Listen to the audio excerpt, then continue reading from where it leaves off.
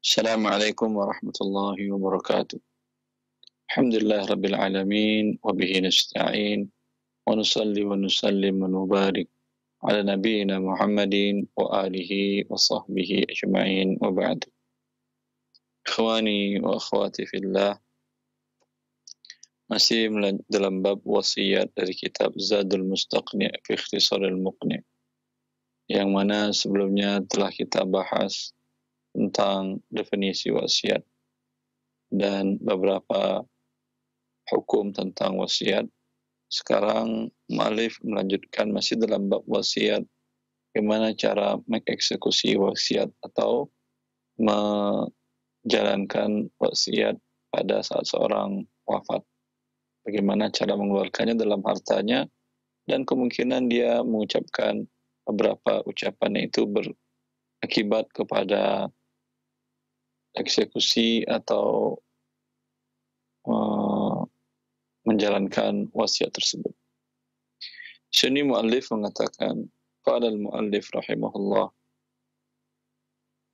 wa yukhraju al-wajibu kulluhu min dainin wa hajjin wa ghairihi min kulli malihi ba'da mautihi wa illam yusi bihi. Muallif mengatakan, dan dikeluarkan yang wajib seluruhnya. Kemudian muallif menjelaskan apa saja yang dimaksud dengan yang wajib seluruhnya. Min berarti min di sini bayaniyah, penjelasan dari yang wajib itu apa saja. Dainin, utang. Wa hajjin, haji. Wa ghairihi, dan selain haji, seperti zakat, kafarat, nazar, dan lain-lainnya. Dari mana dikeluarkan? Min kulli malihi, dari keseluruhan harta si mayit. Ba'da mautihi, setelah wafatnya. Wa illam yusi bihi, sekalipun si mayit tidak mewasiatkan. Qadarallah, seseorang itu wafat dan tidak ada wasiat, beliau belum haji, zakat 2 tahun 3 tahun yang lalu belum dia bayar, ya, atau dia sudah bertanya dan tahu angka kewajiban zakatnya semenjak dia sudah wajib, tapi dia mengatakan belum sempat dia keluarkan seluruhnya. Ada hutang zakatnya sebanyak umpamanya 100 juta rupiah, dikumpulkan dari semenjak dia awal berzakat, dan dia sudah mau mengeluarkannya, tapi 100 juta angkanya besar. Dia mungkin baru mencicil 5 juta, 5 juta. Qadarallah, Allah memanggilnya. Walaupun dia tidak wasiatkan yang 90 juta tadi, wajib dikeluarkan dari harta si orang yang meninggal tadi. Begitu juga hutang haji. Kalau dia sudah wajib haji, hartanya lebih dari biaya berangkat ibadah haji, di luar harta kebutuhan pokok. Dia punya rumah yang di tempat tinggal sendiri, punya aset properti yang lain, mungkin tanah atau rumah yang lain, punya uang tunai juga yang cukup untuk pergi berangkat haji. Akan tetapi dia tunda. Mungkin satu dan lain hal, sebagaimana beberapa alasan yang banyak kita temukan di tengah masyarakat ketika ditanyakan kenapa belum berangkat haji, mungkin alasannya belum siap, segala macam. Siap dan tidak itu adalah kemampuan harta Anda. Ketika harta mampu dan fisik Anda sehat, harus Anda tunaikan ibadah haji. Pergi berangkat, mendaftar, pergi berangkat. Ya, Allah mengatakan, "Walillahi 'alan nasi hajjul baiti man istata'a ilaihi sabila." Dan menjadi kewajiban manusia kepada Allah, bagi siapa yang mampu melakukan perjalanan, wajib bagi dia untuk melakukan ibadah haji. Ya. itu jadi wajib bagi dia. Bagian dari rukun Islam. Tapi kita itu berbicara dalam kondisi normal. Kalau dalam kondisi tidak normal seperti sekarang, antrian haji sampai puluhan tahun.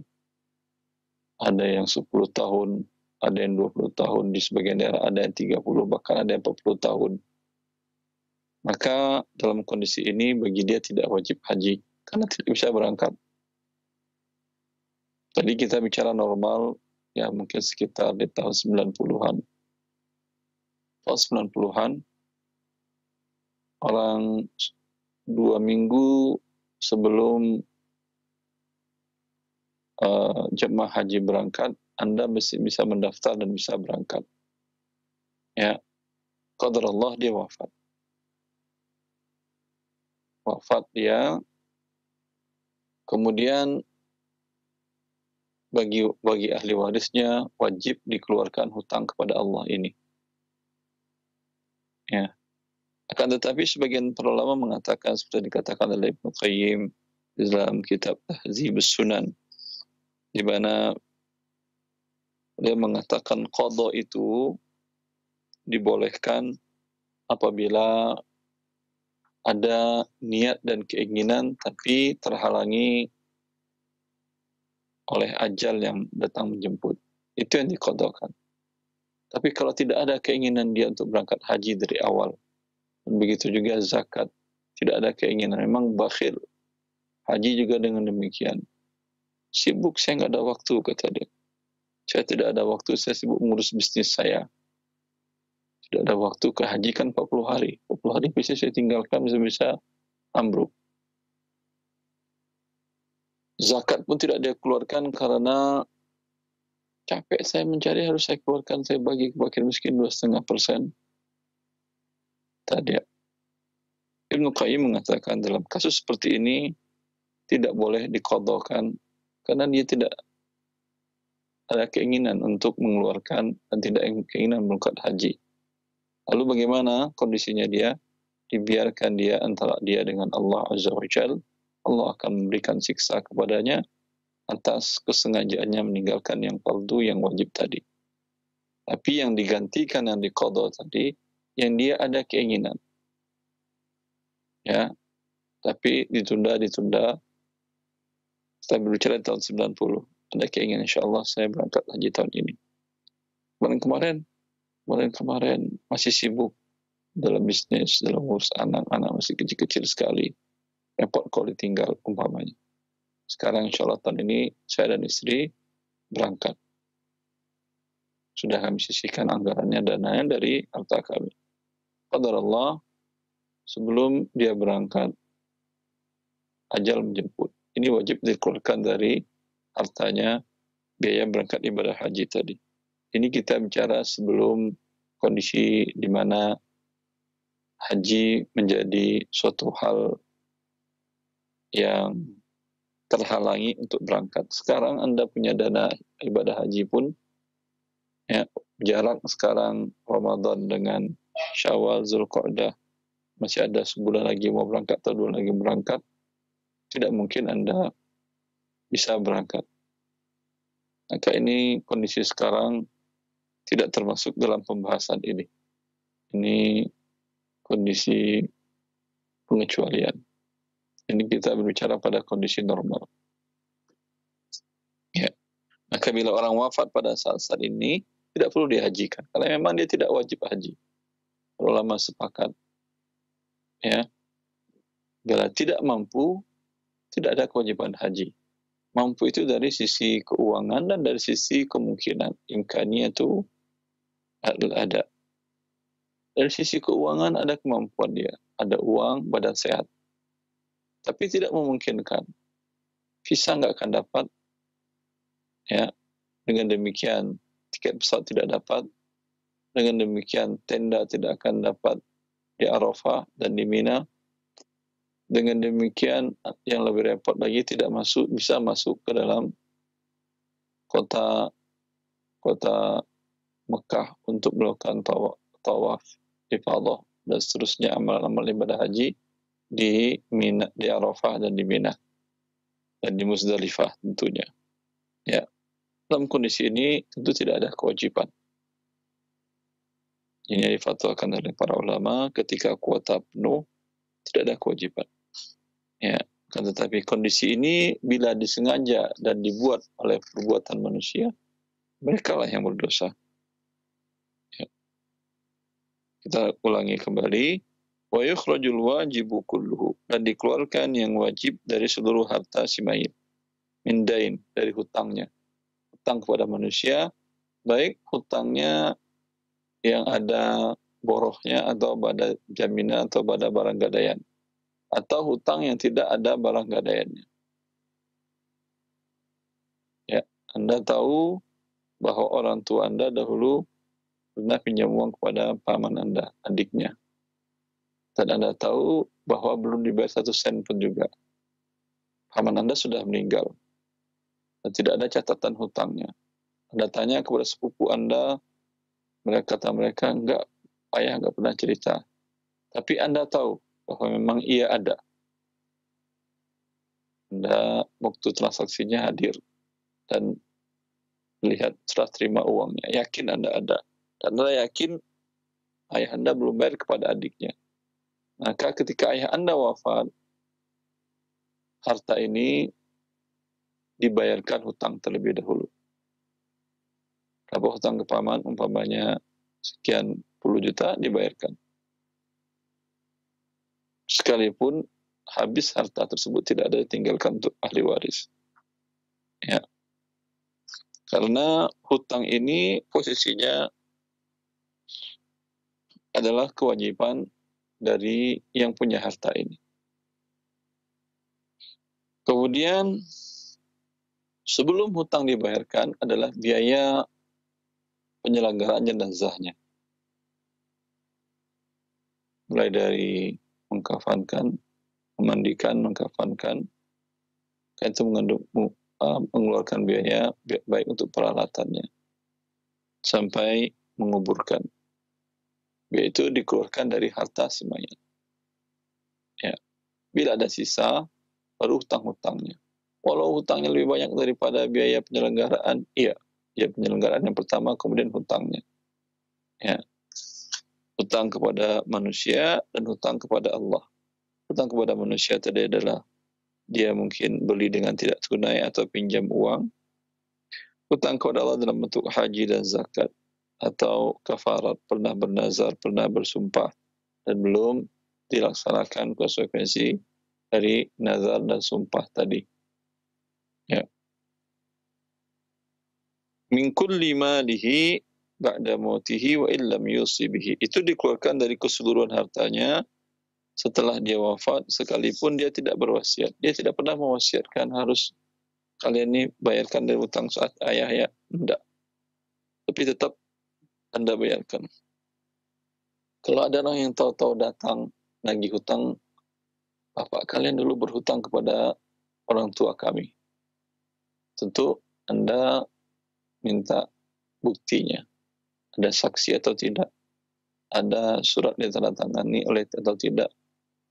Ya, kalau sekali atas materai atau tidak, atau ada barang orang tua Anda yang dijaminkan dan digadaikan kepada mereka atau tidak. Bila tidak ada itu, ya, dan tidak satu pun di antara anggota ahli waris dan anggota keluarganya yang mengetahui hal tersebut, maka hukum asalnya al-aslu bara'atu dhimmah. Pada dasarnya manusia tidak punya hutang. Maka ketika ada orang yang mendakwakan bahwa seorang punya hutang, dia wajib membawa bukti-bukti yang menunjukkan bahwa ia memiliki piutang terhadap yang meninggal tadi. Ya. Fa in qala addul wajiba min thuluthi budi'a bihi wa in baqiya minhu syai'un akhadahu sahibu tabarru'i wa illa saqad.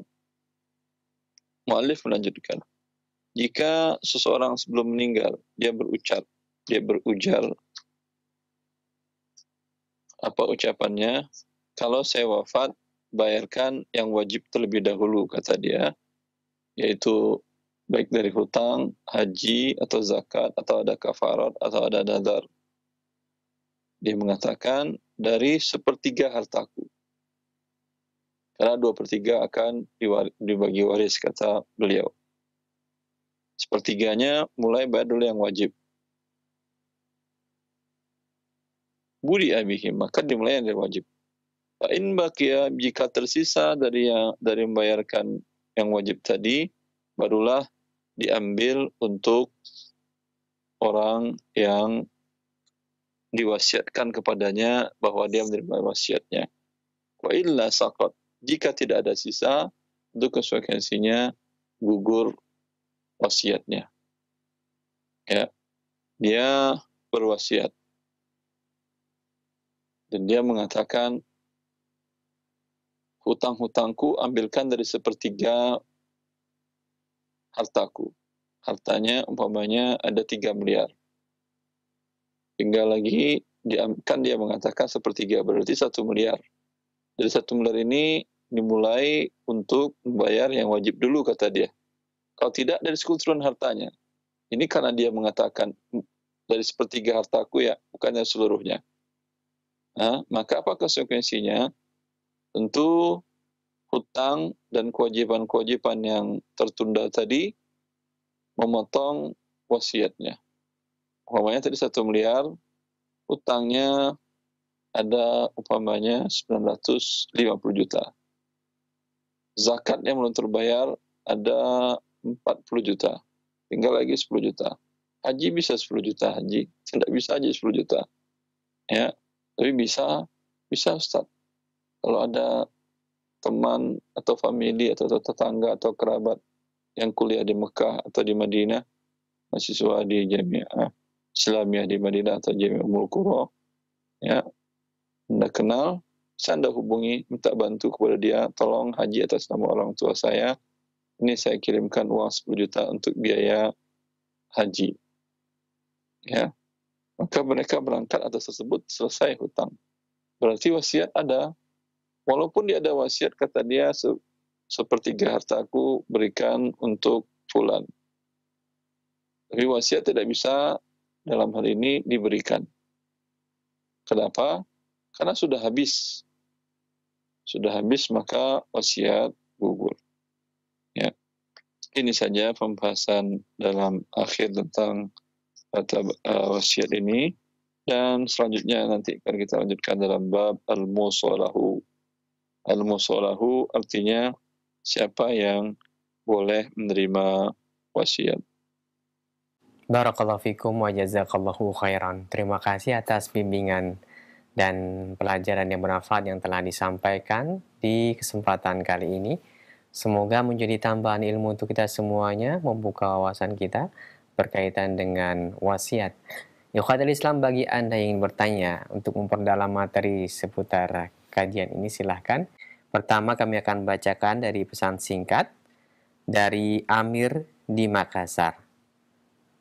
Ustadz, saya dan orang tua pernah urunan 50-50 untuk beli 2 tanah kapling sebelahan. Setelah beberapa waktu berlalu, saya hendak membeli rumah di tempat lain. Tetapi ada kekurangan dana. Kemudian orang tua membantu menutupi kekurangan dana tersebut.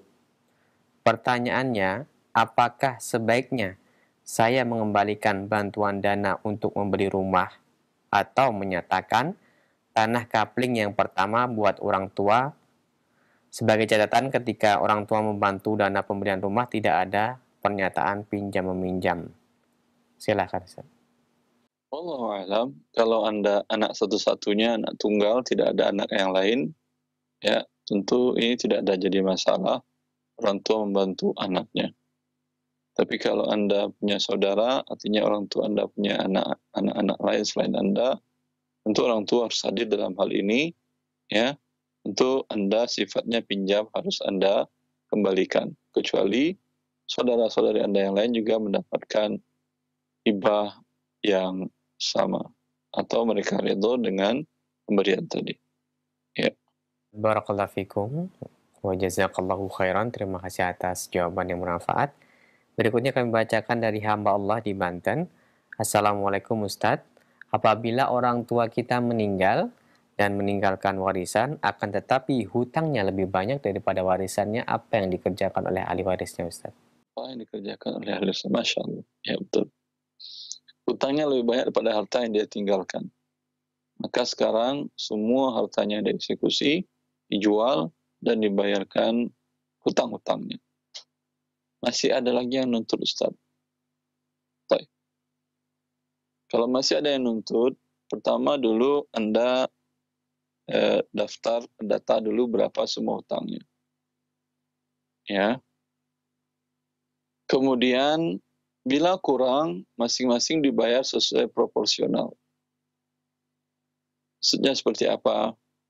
Umpamanya hutang orang tua Anda hitung kepada E sekian ratus juta, kepada B sekian ratus juta, sekian ratus juta. Baik. Angka seluruhnya hutang orang tua Anda, ada yang hutang dagang, ada yang hutang bangun rumah, dan seterusnya. Ya, ada senilai hutangnya sebanyak 1 miliar.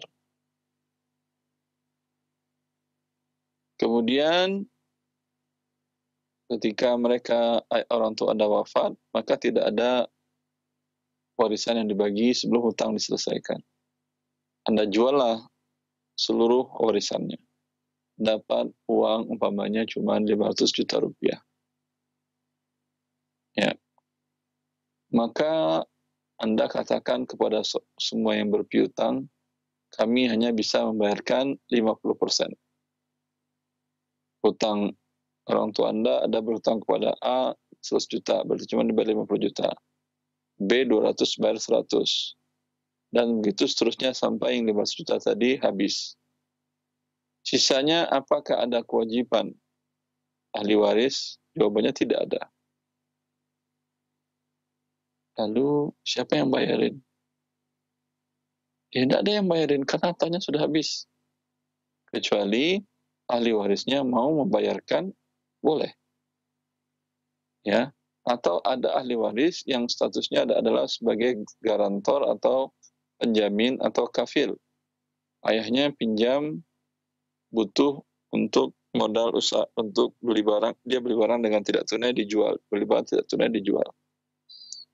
Yang si penjual ini, pemasok ini, supplier ini, dia mengatakan, tidak apa-apa Pak, ya, tapi syaratnya anak bapak si fulan, teman saya, ya, dia menjadi penjaminnya. Lalu Anda panggil anak Anda, mau jadi penjamin bapak, teman kamu, ya, dia bilang, dia minta sebagai penjamin kalau ada apa-apa. Siap Pak, nih, tanda tangan dan sematrai, saya menjamin semua hutang bapak dengan dia. Kalau ada yang anak anggota keluarga yang menjamin, maka dia wajib membayarkan. Adapun dalam kasus tadi tidak ada lagi yang bisa hutangnya tadi 500 juta sudah terbayar, yang berjuta belum, tidak ada kewajiban ahli waris. Kecuali ada ahli waris yang mau membantu, itu kebaikan dia. Dan insya Allah akan dimudahkan oleh Allah rezekinya. Tetapi tidak menjadi kewajiban. Berdasarkan hadis Abu Qatadah, di mana Rasulullah tidak mau menyarankan seorang sahabat yang memiliki hutang 2 dinar. Lalu Abu Qatadah mengatakan, huma alayya Rasulullah. Saya yang bayarkan 2 dinar ya Rasulullah. Saya sebagai penjamin. Ya. Lalu Rasulullah menyolatkannya.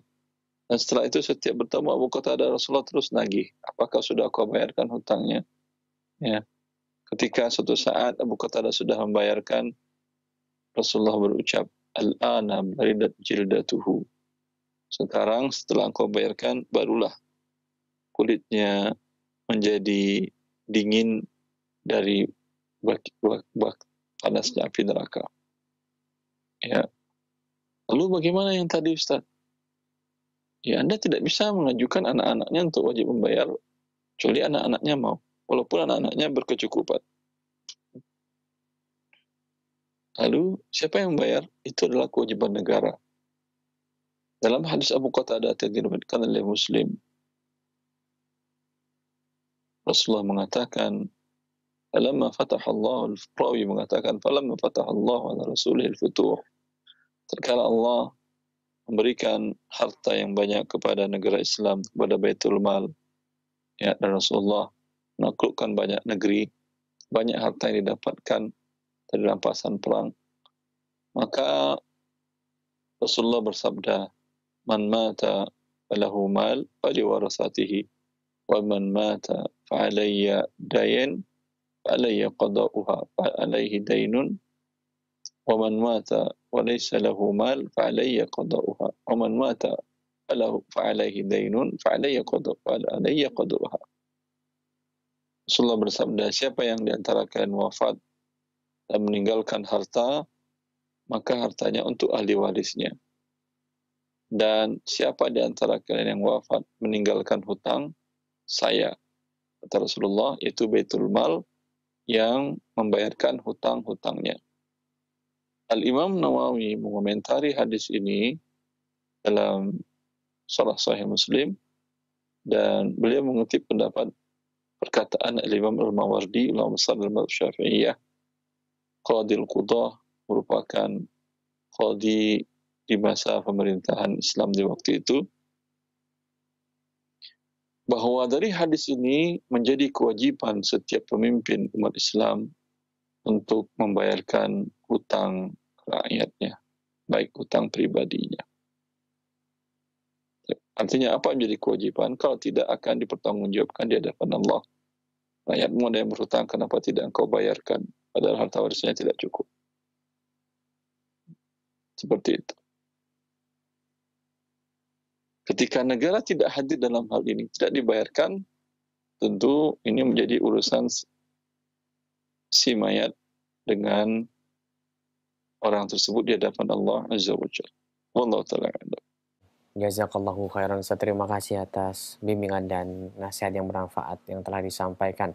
Semoga bermanfaat untuk kita semuanya. Kami akan beralih ke penelpon. Silahkan. Assalamualaikum. Waalaikumsalam warahmatullahi wabarakatuh. Dengan Bapak siapa ini di mana? Dengan EI di Sukabumi. Silahkan Bapak.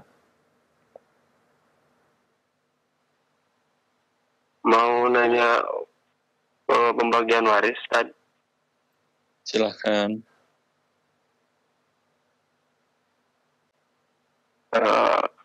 Saya meninggalkan satu orang istri. Ayah Anda siapa namanya? Badrudin. Pak Badrudin wafat tahun 2017. Tanggal bulannya masih ingat? Oktober.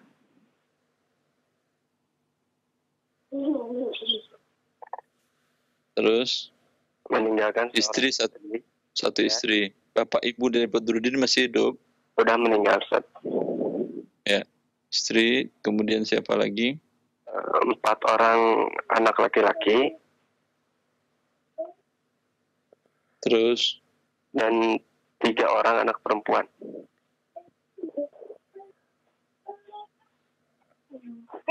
Ya. Hanya ini ahli warisnya. Antum mau menanyakan hak masing-masing? Ya gitu, Ustaz. Istri dapat 1/8, sisa untuk anak. Sisa anak dibagi, laki-laki 2 bagian, 4 kali 2, 8, tambah 3 dibagi 11. Berarti dibagi 8, 1/8, 7. 7 dibagi 11, ada pecahan, 11 dikali 8. Menjadi 8. 11 dikali 1, 11/8.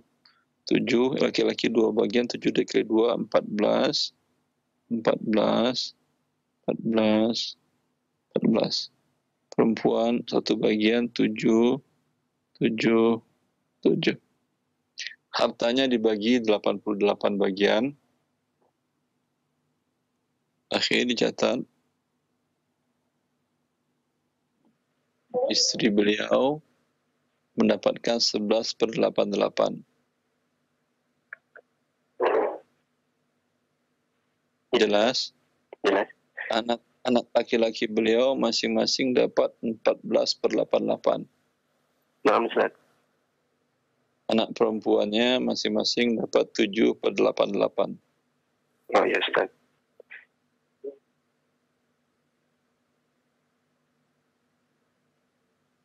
Kalau untuk Ibu Ustaz, 11/88 itu ditambah yang 1/8 apa gimana Ustaz? Tidak ada 1/8 lagi. Oh iya Ustaz. Istri beliau dapat 11/88. 11/88 itu 1/8 itu. Oh iya Ustaz. Ya. Terus apabila nanti setelah terbagi semua sesuai dengan ini Ustaz, kan misalnya ada hutang yang belum datang gitu Ustaz orangnya.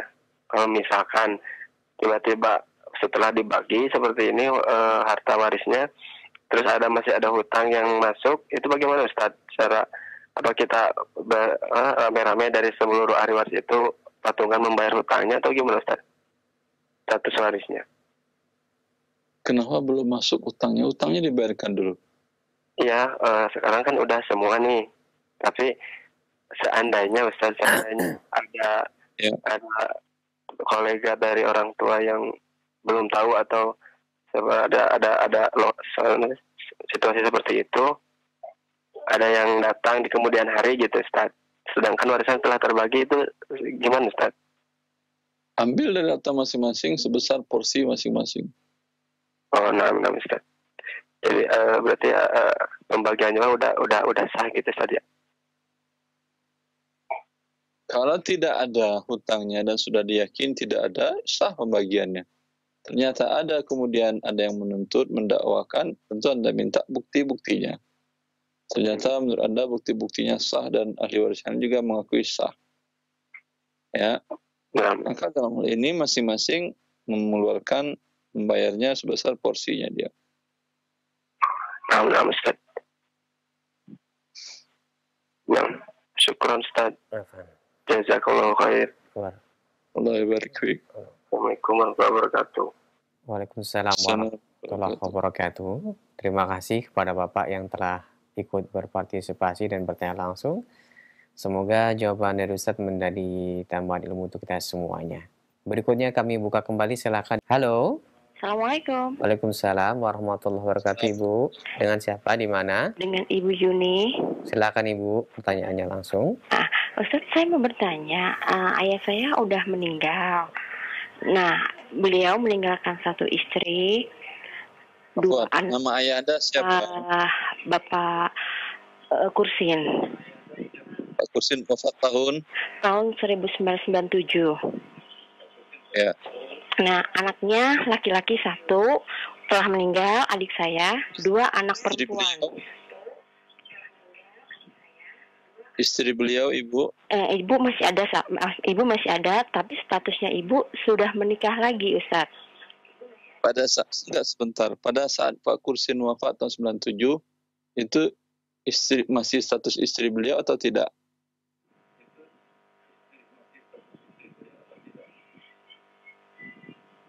Masih, Ustaz. Masih istri beliau berarti kan ya? Betul. Beliau dapat hak waris itu. Walaupun sekarang sudah menikah lagi, tapi ketika Pak Kursin wafat, statusnya masih hubungan suami istri, maka dia dapat. Boleh saya tahu, Ustaz, hak warisnya beliau berapa ya? Tetap 1/8 ya? Tetap Pak istri. Terus anak laki-lakinya yang udah meninggal? Sebentar. Pada saat Pak Kursin wafat, tahun 97 itu, orang tua Pak Kursin sudah wafat atau masih ada yang hidup? Dua-duanya. Kenapa dua-duanya? Iya. Masih hidup atau sudah wafat? Maaf, Ustaz. Sudah wafat? Iya, sudah wafat. Orang tuanya sudah wafat. Ya. Kemudian pada tahun 97 ketika Pak Kursin wafat, anak-anaknya yang hidup berapa orang? Laki berapa perempuan? Laki-laki 1, 2 perempuan. 1 anak laki-laki. 2 perempuan. 2 anak perempuan. Ya, ini cuma ahli warisnya. Iya. Istri dapat 1/8, dapat sisa, ini bagi 4, 8, 1, 7, 4 ke 8, 32, 4, laki-laki 14, perempuan 7, 7. Harta Pak Kursin seluruhnya dibagi 32 ya Ibu? 32 dibaginya. Ya, istri beliau 4/32. Kemudian anak laki-laki beliau dapat 14/32. Anak perempuan beliau masing-masing dapat 7/32. Yang saya mau tanyakan, anak laki-lakinya udah meninggal dunia. Nah, ini dia jatuh ke anaknya atau gimana, Ustaz? Anak laki-lakinya kapan meninggal dunianya? 3 tahun yang lalu, Ustaz. 3 tahun lalu berarti 2018. Iya. Ya. Berarti ini harta sampai sekarang belum dibagi. Kondisinya rumahnya ini sedang dalam kondisi disewakan, Ustaz. Sewakan kan bisa dieksekusi, bisa dijual. Iya, benar. Kalau ada ahli waris yang mau beli, bisa beli. Kalau dijual ke orang lain juga bisa dijual. Betul, Ustaz. Kita lagi dalam proses penjualan. Nah, karena lagi menunggu kan enggak ini ya Ustaz ya, sambil nunggu penjualan itu kita sewakan dulu Ustaz gitu. Saya pikir daripada rumah itu kosong ya, Ibu pikir gitu kan, daripada rumahnya kosong, kita sewakan dulu. Tapi memang kita udah pasang plang untuk dijual rumah itu. Udah lama Ustaz dari 97. Ya, udah lama kita mau jual tapi memang belum laku-laku Ustaz. 97 sampai 2021 belum laku-laku. Mungkin gini, maaf Ustaz, mungkin gini, waktu ayah saya meninggal, saya masih tempatin rumah itu. Nah, setelah anaknya pada nikah ini Ustaz, sekitar 10 tahun yang lalu lah, nah kita sewain gitu loh Ustaz. Tapi memang ketika kita tempatin juga dalam kondisi kita memang mau jual gitu Ustaz. Ya, tidak ada masalah. Cuman ini sekarang hak dari yang anak laki-laki itu 14/32 dari aset itu. Gitu ya Ustaz. Jadi nanti saya hibahkan maksudnya saya berikan kepada anaknya ya Ustaz ya. Kan udah meninggal nih adik saya. Saya kasihin ke anaknya ya. Ahli warisnya bukan anaknya. Ke ahli warisnya adik saya.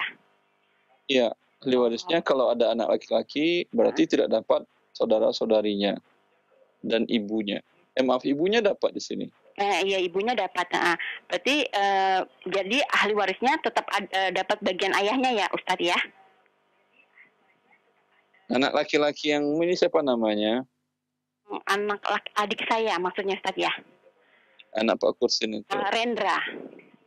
Ya, Rendra ini wafat, berarti ahli warisnya ibunya dia.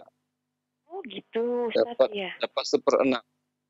Oh, jadi dari 4/32 itu dapat lagi 1/6-nya gitu Ustaz.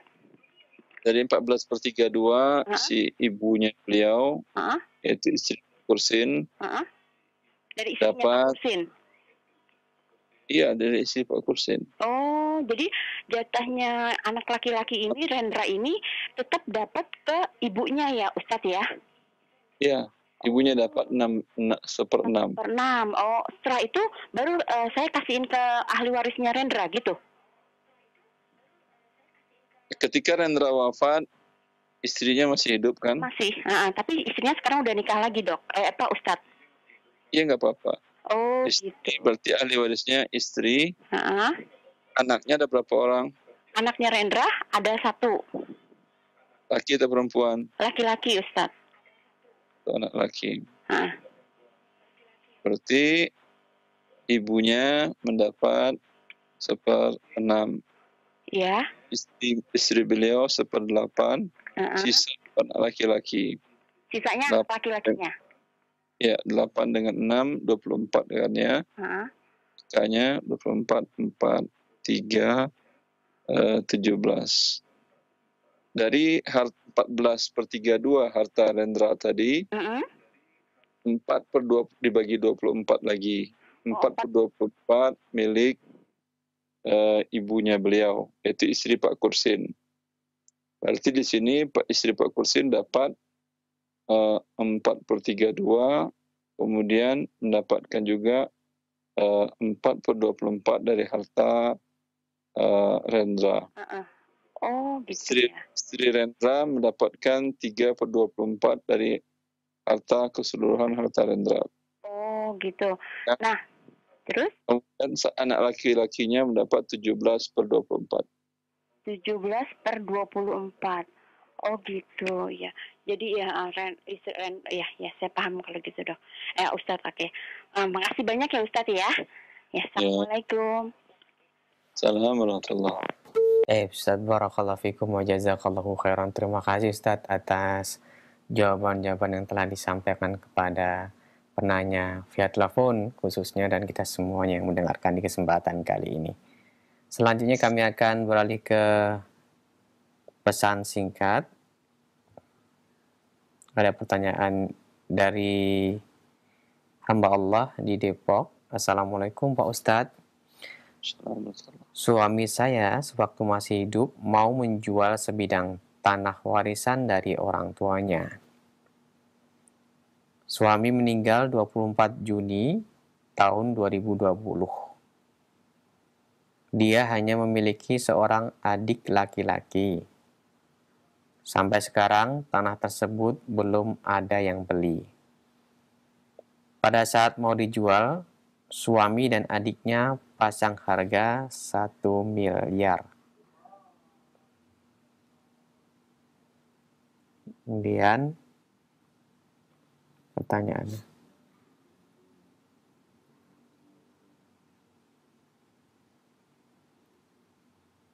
Jadi apabila laku setelah dipotong-potong biaya, hasilnya akan dibagi 2 dengan adiknya. Waktu itu suami sempat bilang ke saya, apabila tanah laku, dia berencana mau infak. Dia berwasiat kepada saya kalau tanah laku, dia mau infak atas nama ayah dan ibunya. Dua-duanya sudah meninggal masing-masing 50 juta, jadi total 100 juta. Sekarang tanah tersebut ada yang nawar sekitar 500 juta. Jadi bila laku, jatah suami hanya sekitar 250 juta. Adik suami masih hidup. Apakah rencana suami untuk infak atas nama kedua orang tuanya harus saya laksanakan sebesar 50 juta seorang atau kedua-duanya jadi 100 juta? Ingat tanah tersebut harganya tidak 1 miliar tapi 500 juta. Mohon penjelasannya Ustaz, silakan. Lihat dari persentasenya, keseluruhan harta suami Anda tadi, ya, apakah 100 juta itu lebih dari sepertiga yang dari tanah warisan? Iya, di situ dia lebih sepertiga. Tapi dari keseluruhan harta, kalau dia mengatakan kalau tanah terjual dia infakkan, ya, kalau tanah terjual, ya, berarti kalau tidak ada aset harta yang lain tidak termasuk. Dia mengatakan hanya tanah terjual, dia akan berinfak. Dan ini berarti nazar. Dan sekarang terjual dengan harga 500, berarti haknya 250. Yang 100 juta lebih dari sepertiga. Anda lihatlah hartanya yang lain ada atau tidak. Dan itu bisa memposisikan 100 juta itu di bawah sepertiga atau tidak bisa.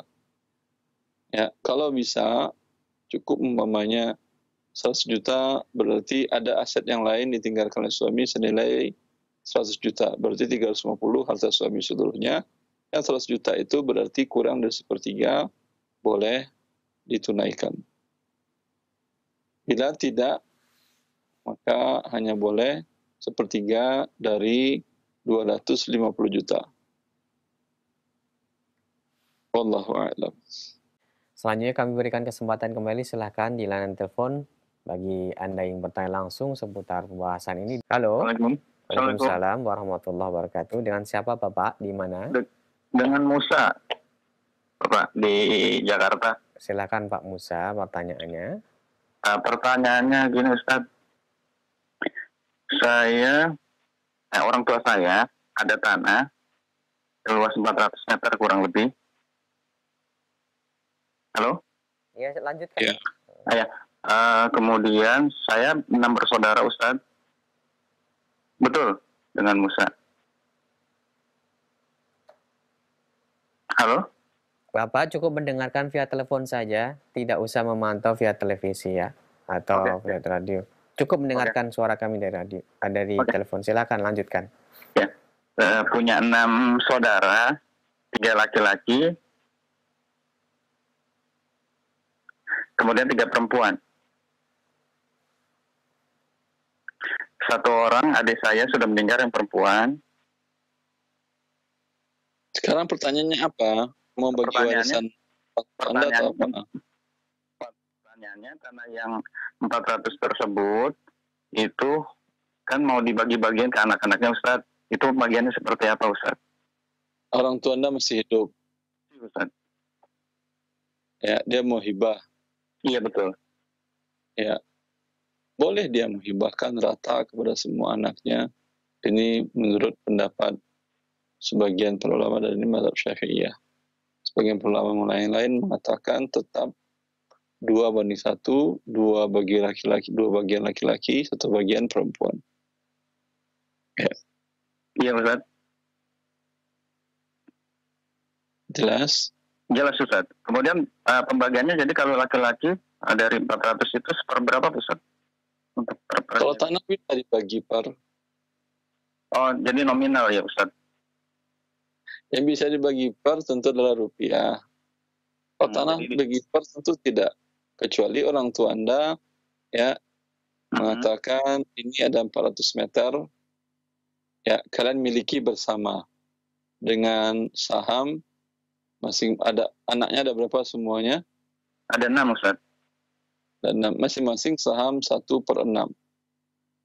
Mau laki mau perempuan semuanya saham 1/6. Oh, kalian kalau 400 ini kalian bagi jadi kecil umpamanya. Kalau dibagi 6 berapa itu? Berarti 400 dapat 80 lebih ya, kurang ya. 70 paling kan ya. Iya, kurang lebih 70. Dan kalau 70 kalau bentuknya petak masih mending. Kalau bentuknya tidak jelas buldar ke atau apa itu tuh bagian yang samping tidak layak untuk dibangun. Ya, lihatlah kalau bentuknya apa, kaplingan atau seperti apa. Bisa nggak kira-kira dibagi? Bentuknya bisa dibagi, Ustaz. Bentuknya kotak bisa dibagi, Ustaz. Bentuknya kotak. Dibagi 6 jadi berapa? 80? Nggak bisa kan ya? 70 kurang lebih, Ustaz ya. 65 kurang lebih, Ustaz. 65 ya, type. 65 bisa bangun apa? Bisa bangun rumah? Bisa, Ustaz. Tanpa ada jalan? Ya itu termasuk jalan berarti ya, Ustaz ya? Nggak tahu saya. Artinya memungkinkan atau tidak? Ya, yang bisa.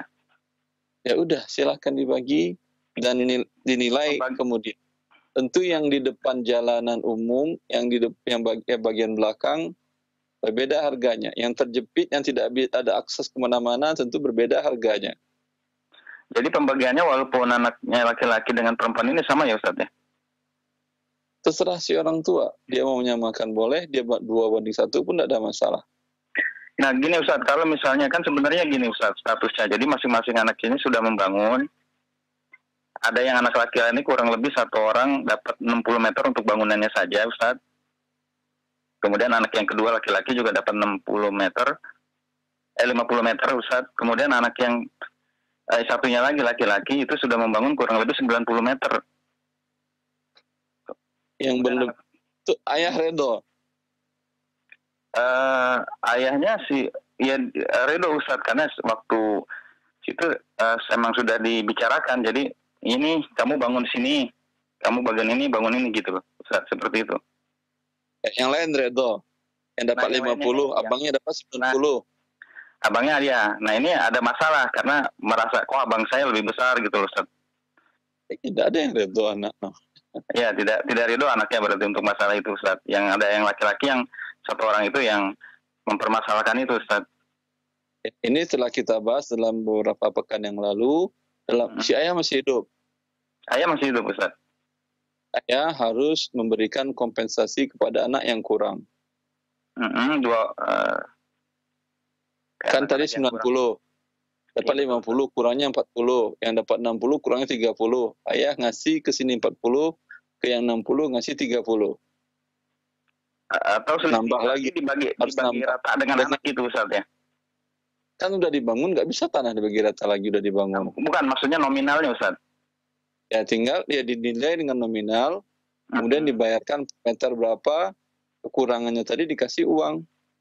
Kalau ayah Anda itu punya uang, kalau dia tidak punya uang, mau bayar pakai apa? Maka dia mengatakan kepada yang paling besar, ya kamu dapat 90, adikmu 50, 60.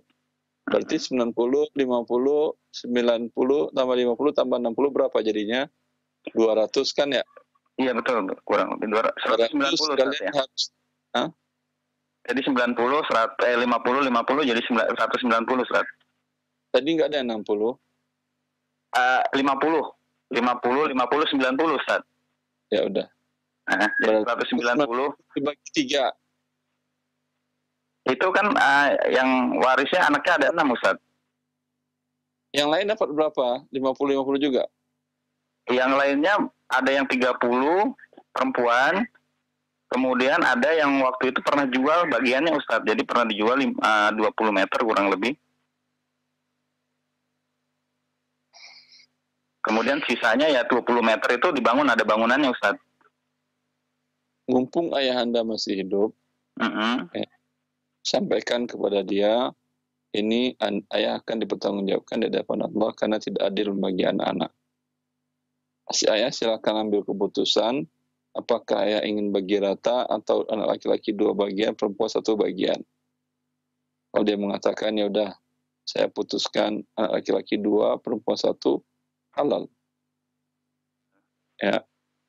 Okay. Dengan demikian sekarang yang akan dipertimbangkan yang laki-laki dapat kurang dari laki-laki 1 berlebih, ya. Yang perempuan ini berarti anak perempuan berapa orang? Anak perempuannya 3, Ustaz. 1 sudah meninggal. Laki-laki sudah meninggal tapi dikasih juga. Tetap ada, Ustaz. Sudah disiapkan gitu. Iya. Laki 3 perempuan. 3 perempuan, 3 laki. Berarti si perempuan dapat 1/9 dari 400. Laki-laki dapat 2/9 dari 400 meter. Kekurangan masing-masing ya bisa harus ditambahkan oleh ayah Anda dari uang pribadinya, dari aset yang lain, atau yang mendapat lebih memberikan selisihnya untuk menutupi menjadi 2/9, 2/9, 2/9, 1/9, 1/9, 1/9 dari 400. Jazakallahu khairan Ustaz wa barakallahu fikum. Terima kasih telah menjawab beberapa pertanyaan yang telah masuk. Nampaknya pertanyaan Bapak tadi merupakan pertanyaan terakhir di pertemuan kita. Sebelum kami akhiri, mohon Ustaz memberikan ihtitam. Fadal ya Ustaz. Ikhwani wa akhwati fillah, aturan yang dijelaskan oleh Allah dalam kitabnya dan dijelaskan oleh Nabi SAW dalam sunnahnya dan dirincikan oleh para ulama fikih kita dari semua madhab yang mu'tabar, dari mazhab Abu Hanifah, mazhab Maliki, Syafi'i, dan mazhab Hambali, sangat jelas dan sangat detail. Tinggal lagi kita mempelajarinya dengan baik, sehingga dengan itu keadilan akan tegak di atas diri kita dan di atas orang-orang yang kita cintai, agar semua kita diridai oleh Allah, antara orang tua dengan anak-anaknya, antara saudara dengan saudarinya, dikumpulkan oleh Allah nanti di dalam surganya yaumil qiyamah. Wallahu waliyat taufiq. Wassallallahu ala nabiyyina Muhammad wa alihi wa sahbihi wa sallam. Assalamualaikum warahmatullahi wabarakatuh.